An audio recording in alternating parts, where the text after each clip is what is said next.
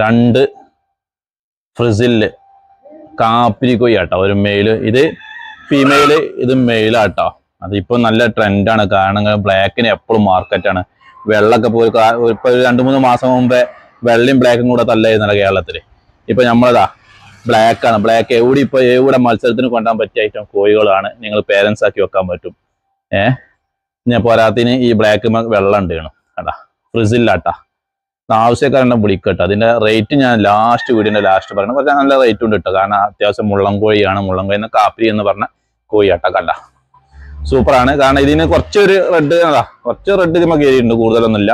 ഇതെന്റെ പേരൻസ് ആട്ടോ. ഈ ഒരു മെയിലിന് ഏകദേശം 10 മാസമായിട്ടുണ്ട്. ഇതിനൊരു 7 മാസമായിട്ടുണ്ട് കേട്ടോ.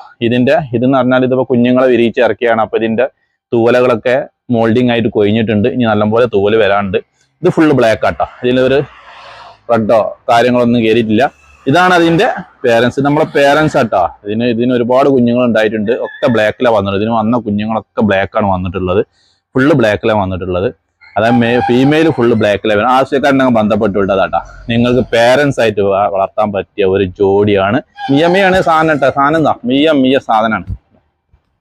കണ്ടോളെ,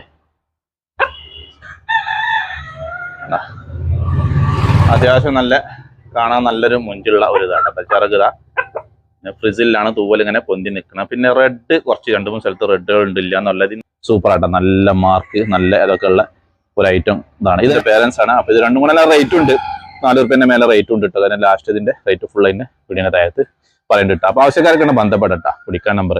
അഥവാ ഈ കോഴി വിറ്റ് പോയിക്കണമെന്നുണ്ടെങ്കിൽ ഡിസ്ക്രിപ്ഷനിൽ ഞാൻ കൊടുത്തിട്ടുണ്ടാവും. ഇത് സോൾഡ് ആയിക്കണേ എന്നുള്ളത് ഞാൻ കൊടുത്തിട്ടുണ്ടാവും കേട്ടോ.